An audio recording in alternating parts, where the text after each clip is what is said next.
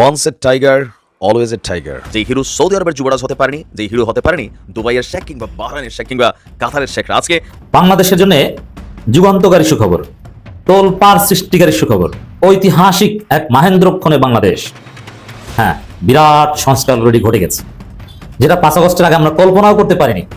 এক নতুন বাংলাদেশ। বনের রাজা, একজন বাঘ, একজন সিংহ। দর্শক, গতকালকে ভারতের রাজধানী দিল্লিতে ভয়াবহ গাড়ি বোমা বিস্ফোরিত হয়েছে। এখানে বাংলাদেশি জঙ্গি গোষ্ঠীরও যোগসাজশ রয়েছে। কেন এই বাস্তবতা তৈরি হলো যে ভারতে একটা বোমা হামলা হলো, সেখানে বাংলাদেশের সম্পৃক্ততা রয়েছে। চাঁদাবাজদের জন্য দুটা দুঃসংবাদ আছে আজকের নিউজে। আর ডান্ডা বাহিনী প্রয়োজনে মাঠে নামবে।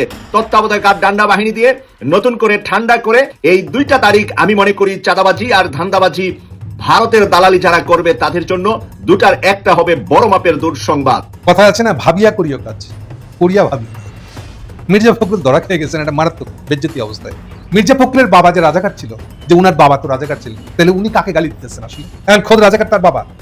এই প্রবলেমটা শুধু মির্জা ফখরুলের না। প্রিয় দর্শক, বাংলাদেশের রাজনৈতিক প্রেক্ষাপট ও সার্বিক পরিস্থিতির কিছু ভিডিও নিয়ে আপনাদের সামনে হাজির হয়েছি, যার কিছু অংশবিশেষ আপনারা ইতিমধ্যেই দেখে ফেলেছেন এবং এই অংশবিশেষ দেখার মাধ্যমে আপনারা বুঝতে পেরে গেছেন যে আজকের ভিডিওটা কতটা গুরুত্বপূর্ণ হতে যাচ্ছে। তাই প্রিয় দর্শক, সম্পূর্ণ ভিডিওটি না টেনে দেখলে আপনারা ভিডিওর মূল বিষয়টি বুঝতে পারবেন। আমি আর বেশি কথা বাড়াবো না, তবে যারা চ্যানেলটিতে নতুন তারা সাবস্ক্রাইব করে পাশে থাকা বেল আইকনটি বাজিয়ে দিবেন, আর যারা ইতিমধ্যেই সাবস্ক্রাইব করে রেখেছেন তাদেরকে অসংখ্য ধন্যবাদ। তো চলুন একটি লাইক দিয়ে ধারাবাহিকভাবে সম্পূর্ণ ভিডিওর বিস্তারিত আলোচনা দেখে আসি। বাংলাদেশের জন্য যুগান্তকারী সুখবর, তোলপাড় সৃষ্টিকারী সুখবর, ঐতিহাসিক এক মাহেন্দ্রক্ষণে বাংলাদেশ।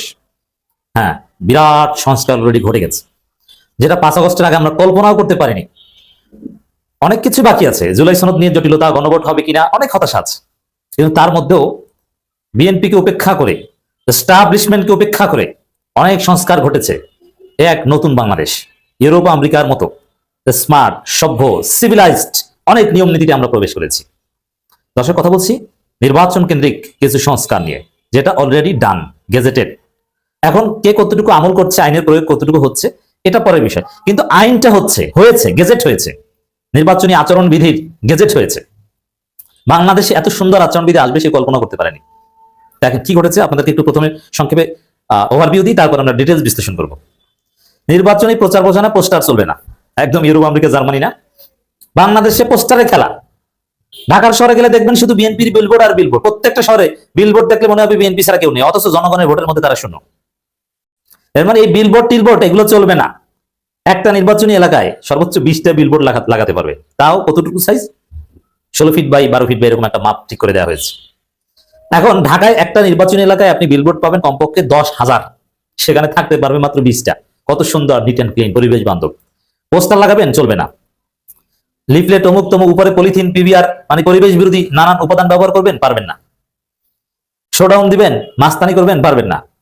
নির্বাচনে ইশতেহার ঘোষণা করবেন এক মঞ্চে। দেখেন কত সুন্দর। বাংলাদেশের নির্বাচনে পারলে একে অপরকে হত্যা করে, বিএনপি 2 গ্রুপ, এক গ্রুপ কারা গ্রুপে হত্যা করে। বিএনপি স্বতন্ত্র প্রার্থী ভার্সাস বিএনপি দানের শেষে প্রার্থীর মধ্যে রক্তারক্তি হবে। সেখানে নিয়ম হচ্ছে এক মঞ্চে আপনাকে প্রচারণা চালাতে হবে, এক মঞ্চে ইশতেহার ঘোষণা করতে হবে। শোডাউনের লিমিট, টাকা খরচ করার লিমিট, সবকিছু বেঁধে দেওয়া হয়েছে। আপনি ফেসবুকে উল্টাপাল্টা যা ইচ্ছে তা করতে পারবেন না। আপনি উল্টাপাল্টা করবেন, আপনি প্রার্থীতা থাকবেন, আপনার 6 মাসের জেল হবে, জরিমানা হবে, জেল, জরিমানা, প্রার্থীতা বাতিল। এটা হচ্ছে সবচেয়ে বড় শাস্তি। তো এটা এক নতুন বাংলাদেশ না? আর অনেক কিছু আছে। দেখেন, বাংলাদেশের চিরচারিত নির্বাচন মানেই পোস্টার, অমুক তমুক, মারামারি, কাটাকারি না, এগুলো বন্ধে সর্বোচ্চ পদক্ষেপ নেওয়া হচ্ছে। অসাধারণ কিছু চূড়ান্ত সিদ্ধান্ত আমরা পেয়েছি, অলরেডি গেজেট হয়েছে। আমরা একটু ধীরে ধীরে ডিটেইলস বিশ্লেষণ করবো। এক মঞ্চে ইশতেহার ঘোষণা, বিধিমালা লঙ্ঘনের প্রার্থীতা বাতিল, এই শিরোনামে আমার দেশ রিপোর্ট করেছে। ভিতরে আর অনেক সংস্কারের কথা আছে। এটি একটা নতুন বাংলাদেশ। এই সংস্কারগুলো যেন সবাই আমল করে, আমল না করলে তেমন প্রার্থীতা বাতিল। এইগুলোর কারণেই প্রফেসর ইউনূস সরকার বারবার বলছেন যে বাংলাদেশের ইতিহাস সবচেয়ে বেস্ট নির্বাচন হবে আগামী নির্বাচন। আমরা চাই সেটা। আর এই যে সংস্কারগুলোর কথা বললাম, যেটা অলরেডি পাস হয়ে গেছে, এবং এর আগে আরেকটা সংস্কার, ছোট দলগুলো নিজ দলের প্রতীকে নির্বাচন করতে হবে, বড় দলের প্রতীকে নির্বাচন করতে পারবে না, এটাও কিন্তু ফাইনাল হয়েছে। বিএনপি ঠেকাতে চেয়েছে। প্রত্যেকটা সংস্কার বিএনপির বিরুদ্ধে যাবে, কারণ ভালো যে কোনো কিছুই বিএনপি মানতে পারবে না। কারণ এই যে পোস্টার, ব্যানার, শোডাউন, অমুক তমুক, হাবি জাবি, সবকিছুতে বিএনপি লাভ। কারণ বিএনপি রাজনীতি করে, অপরাজনীতি। এগুলো বাতিল। বিএনপির সামনে ভালো হয়ে যাওয়া, বা যে কেউ নির্বাচনে জিততে চাইলে ভালো হয়ে যাওয়া ছাড়া কোনো উপায় নেই। জামাতের যেসব দুর্বলতা, জামাতের অনেক ক্ষেত্রে আমরা বলি, ঢাকায়, বরিশালে, খুলনায়, যে কোনো জায়গায় যান, যে বিএনপির প্রত্যেক 100 ব্যানারের 100 ডিজিটাল ব্যানারের বিপরীতে জামাতের একটা পাবেন। যে জামাত এত পিছিয়ে কেন, আমরা বলি না না ওগুলো আপনি থাকবেই না, অতএব জামাত ঠিক আছে, ওগুলো দেখে ভোট হয় না। জনগণ এবার ওই যে নাসিরুদ্দিন পাটোয়ারি বলেছে না, ধানের শেষের ব্যাস পরে শাপলাগলিতে ভোট দিয়ে আসবে, আমি বলি ধানের শেষের ব্যাস পরে দাঁড়িপাল্লায় ভোট দিয়ে আসবে। আসন্ন জাতীয় সংসদ নির্বাচন উপলক্ষে রাজনৈতিক দল ও প্রার্থীর আচরণ বিধিমালার গেজেট প্রকাশ করেছে নির্বাচন কমিশন। আচরণ বিধিতে প্রথমবারের মতো নির্বাচনী প্রচারে পোস্টার ব্যবহার বন্ধ করা হয়েছে। কেমন লাগছে, মজা না? এটি হচ্ছে আমরা আসলে আমাদের সত্যি এক নতুন বাংলাদেশে প্রবেশ করেছি। 5 আগস্ট হাজারো জনতার রক্তের বিনিময়ে একটা নতুন বাংলাদেশ পেয়েছি, সেই আলামত স্পষ্ট। এইভাবে এগুলো যেরকম হচ্ছে বিএনপির আপত্তি সত্ত্বেও ঠিক তদ্রুপ জয় সনদ বাস্তবায়ন হবে বিএনপির নোট অফ ডিসেন্টকে জয় বাংলা করে দিয়ে। এক মঞ্চে প্রার্থীদের ইশতেহার ঘোষণা সহ আচরণ বিধি মানতে দল ও প্রার্থীর অঙ্গীকারনামা দেওয়ার বাধ্যবাধকতাও রাখা হয়েছে। মানে উল্টাপাল্টা করলে আপনি নির্বাচনই করতে পারবেন না, এগুলো মানবেন, এটা আপনাকে আগে প্রমিস করে যেতে হবে। মজা না? চাঁদাবাজদের জন্য দুটা দুঃসংবাদ আছে আজকের নিউজে।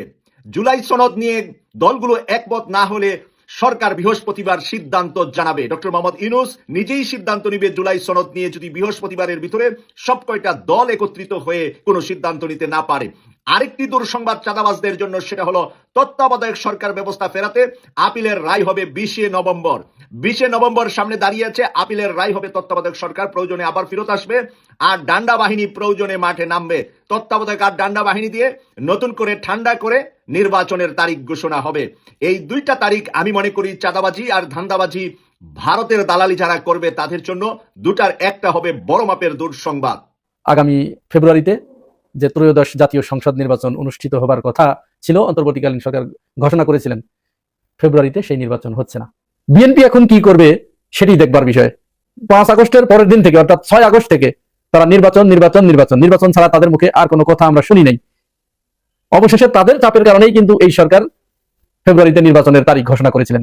এখন অবস্থা যে জটিল আকার ধারণ করেছে, যে কঠিন একটা সংকটের ভিতরে প্রবেশ করলো পরিস্থিতি, এই পরিস্থিতিতে নির্বাচন অনুষ্ঠানের যে পুরা অনিশ্চয়তা সৃষ্টি হয়ে গেল, এর জন্য কিন্তু বিএনপি দায়ী বলে সাধারণ জনগণ মনে করছে এবং বাংলাদেশের নাগরিক সমাজ মনে করছে। আপনারা জানেন যে জুলাই সনদ বাস্তবায়ন নিয়ে বিএনপি চরম নাটকীয়তার পরিচয় দিয়েছে। শুরু থেকেই তারা জুলাইকে অন করতে পারে নাই এবং শুধুমাত্র নির্বাচনের কারণে, নির্বাচনের সাথে তারা কিন্তু বলেছে নির্বাচনের স্বার্থে কমিশনে আসা যাওয়া করেছে, হাজিরা দিয়েছে, নাস্তা পানি করেছে, ব্যাস। কিন্তু তাদের ভিতরে ছিল, ভিতরে যে লুকায়িত বাস্তব সত্য ছিল, সেটা হচ্ছে তারা এখানে যাই ঘটুক শেষে যে তারা মানবে না। বিএনপির বিভিন্ন নেতাকর্মীদের মুখ থেকে আমরা তাদের যে বক্তব্য শুনেছি, বিশেষ করে সালাউদ্দিন আহমেদ, তারপরে মেজর হাফিজউদ্দিন আহমেদ, এরা কিন্তু একেবারে পরিষ্কার করে বলে দিয়েছে জুলাই সনদ আমাদের লাগবে না।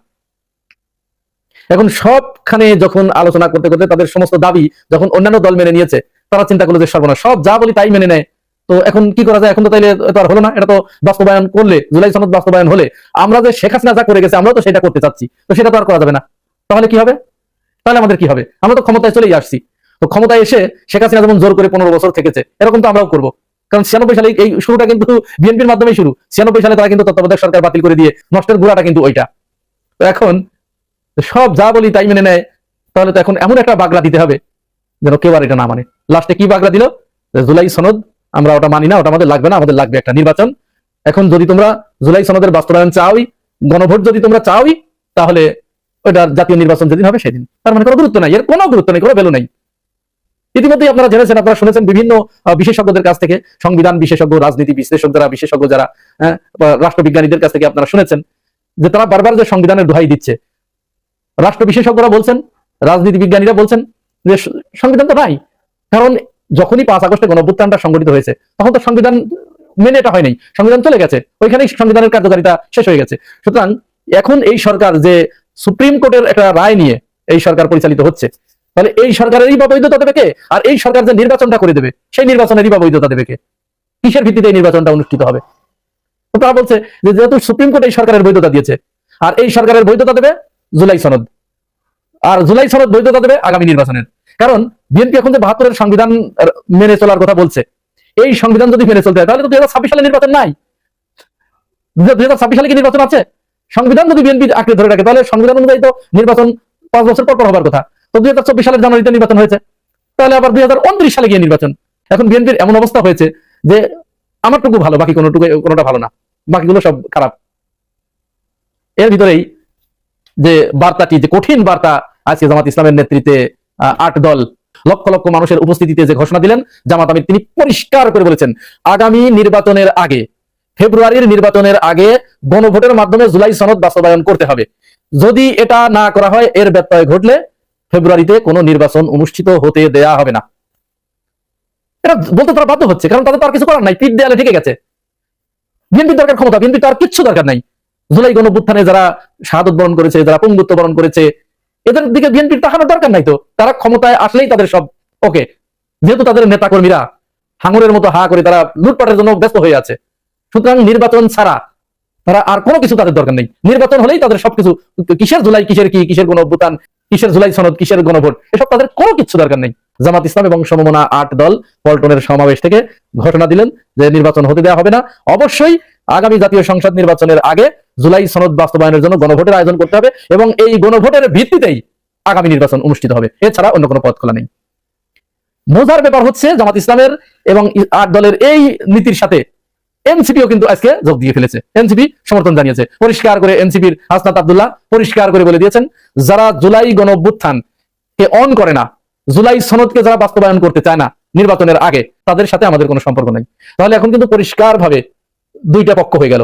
5 আগস্টের আগে যেমন পক্ষ ছিল দুইটা, এক হচ্ছে আওয়ামী লীগ আর একদিকে বাংলাদেশ। 5 আগস্টের পরে এখন এই জুলাই সনদ বাস্তবায়নের ক্ষেত্রে গণভোটের পর্যায়ে গিয়ে এখন আবার দুইটা দলে কিন্তু বিভক্ত বাংলাদেশের মানুষ। একদিকে গণঅভ্যুত্থানের পক্ষের শক্তি, অর্থাৎ গণভোটের পক্ষের শক্তি, অর্থাৎ জুলাই সনদ বাস্তবায়নের পক্ষের শক্তি, আর একদিকে জুলাই সনদ টনদ কিচ্ছু মানে না, শুধুমাত্র ক্ষমতার পক্ষের শক্তি। পরিষ্কার ভাবে দুইটা বিভক্ত হয়ে গেল। কিন্তু এখন এই যে বিএনপি একটা বিপদ নিজেদের জন্য ডেকে আনলো, যেহেতু তাদের নির্বাচন লাগবে, এখন এই যে 8 দল এবং এর সাথে আবার এনসিপিও যোগ দিয়ে দিল। বিএনপির ভিতরে যে কয়েক দল আছে, কয়েকটি দল আছে শরিক দল, এরাও কিন্তু মনে মনে চাচ্ছে যে না, যারা জুলাইকে অন করে, কেউ কেউ কিন্তু আছে, সবাই একরকম না, তারা চাচ্ছে যে না, জাতীয় নির্বাচনের আগে গণভোটটা হয়ে যাক। এমনকি এই যে মীর মুগ্ধের ভাই, শহীদ মীর মুগ্ধের ভাই মীর স্নিগ্ধ, তাকে বিএনপি ডেকে নিয়ে গিয়ে নমিনেশন দিয়েছে। সে পর্যন্ত বলেছে যে না, অবশ্যই নির্বাচনের আগে জুলাই সনদের বাস্তবায়নের জন্য গণভোট হতে হবে, গণভোট আগে হয়ে যাক, এইখান থেকে পথটা পরিষ্কার হয়ে যাক, তারপরে এইটার ভিত্তিতে নির্বাচন হোক। এখন বিএনপি কিন্তু জনগণকে বোঝাতে পারছে না যে কেন জাতীয় নির্বাচনের দিন গণভোট, এটা কিন্তু তারা কোনো কিছুই বোঝাতে পারছে না। তাদের গো ধরে থাকতে হবে, তাই তারা থাকছে। এখন তো এই যে বিপদটায় পড়লেন, এখন কিভাবে এটা ম্যানেজ করবেন করেন। এখন তো জামাত ইসলাম সহ 8 দল, এনসিপি সহ, এরা যদি বলে যে না, নির্বাচন হতে দেবো না, তাহলে নির্বাচন হবে না। এটা পরিষ্কার, নির্বাচন হবে না। তো নির্বাচন যদি না হয় তাহলে কি করবেন এখন বিএনপি? বিএনপির বার্তা কিন্তু ইতিমধ্যেই জনগণের কাছে পরিষ্কার হয়ে গেছে যে বিএনপি এই মুহূর্তে জুলাই গণঅভ্যুত্থানের বিপক্ষের শক্তি। আপনাদেরকে ধন্যবাদ আমার কথা শোনার জন্য। গতকালকে বিএনপির মহাসচিব মির্জা ফখরুল ইসলাম আলমগীর ঠাকুরগাঁও সদরের একটি ইউনিয়নের একটি জনসভায় তিনি একটি কথা বলেছেন। সেই কথা তিনি কি বলেছেন এটা হুবহু আপনাদেরকে পড়ে শুনাই। তিনি বলেছেন যে আমরা প্রতিহিংসা ও প্রতিশোধের রাজনীতি করতে চাই না। আওয়ামী লীগ যেভাবে নির্বিচারে মামলা করেছে, আমরা সেই পথে হাঁটতে চাই না, বরং আওয়ামী লীগের বিরুদ্ধে যত মামলা আছে সবগুলোই আমরা তুলে নেব। মানে আওয়ামী লীগের বিরুদ্ধে যত মামলা আছে সবগুলোই তিনি তুলে নেবেন যদি বিএনপি ক্ষমতায় আসে। তাহলে এখন প্রশ্ন হচ্ছে যে তিনি কিভাবে মামলা তুলে নেবেন? তার মানে কি আওয়ামী লীগের বিরুদ্ধে যত মামলা হয়েছে সেই 5 আগস্টের পর থেকে সব মামলাই ভুয়া? যেহেতু তিনি তুলে নেবেন, বিএনপি ক্ষমতায় আসলে আওয়ামী লীগের বিরুদ্ধে সব মামলা তুলে নেওয়া হবে, তিনি নিজেই বলতেছেন। তার মানে সব মামলাগুলি ভুয়া, এবং এই মামলাগুলো আসলে আওয়ামী লীগের লোকের বিরুদ্ধে হয়রানিমূলক মামলা। এতে কোনো সন্দেহ নাই, যেহেতু মির্জা ফখরুল বলতেছেন তিনি তুলে নেবেন। মামলা তুলে হতে পারে কখন? যখন সেই মামলাটা আসলে মিথ্যা মামলা হয়। তার মানে কি তিনি বলতে যাচ্ছেন যে যত মামলা হয়েছে আমাদের বিরুদ্ধে সবই মিথ্যা মামলা? এই জুলাই অভ্যুত্থান ঘটেনি, জুলাই অভ্যুত্থানে কোনো মানুষ মরেনি, এই জুলাই অভ্যুত্থানে আওয়ামী লীগের দোষ নাই, সব মামলা মিথ্যা মামলা। এখন অবাক লাগে কি জানেন, যে আওয়ামী লীগের বিরুদ্ধে যত মামলা হয়েছে তার 90% মামলার বাদী হচ্ছে কিন্তু বিএনপির লোকজন, মূল দল, ছাত্র দল, যুব দল, কৃষক দল, শ্রমিক দল, এইরকম। তো কেন মামলাগুলো হয়েছে? কারণ গত 15 বছরে এই বিএনপির এই লোকগুলো তারা আওয়ামী লীগের কাছে চরম নির্যাতনের শিকার হয়েছে, গুমের শিকার হয়েছে, খুনের শিকার হয়েছে, পঙ্গু হয়েছে, অনেক পরিবার তার সন্তানকে হারিয়েছে। অবর্ণনীয় দুঃখ এবং দুর্দশার কারণেই বিভিন্ন নেতাকর্মীরা বাধ্য হয়ে মামলাগুলো করেছে। এই মামলাগুলোতে শুধু যে জুলাই হত্যাকাণ্ডের মামলা স্থায়ী নয়, গত 15 বছর ধরে যে বিএনপি নির্যাতনের শিকার হয়েছে, অত্যাচার শিকার হয়েছে, সেই 15 বছরের পুঞ্জীভূত ক্ষোভ থেকেই তারা নিজের হাতে আইন তুলে না নিয়ে বিচার ব্যবস্থার উপর ভরসা করে তারা এই মামলাগুলো করেছে। সম্পূর্ণ ভিডিওটি দেখার জন্য আপনাকে অসংখ্য ধন্যবাদ। ভিডিওটি দেখার মাধ্যমে আপনি কি উপলব্ধি করতে পারলেন তা কমেন্টের মাধ্যমে জানান। আজকের মতো এ পর্যন্তই। ভালো থাকবেন, সুস্থ থাকবেন। আল্লাহ হাফেজ।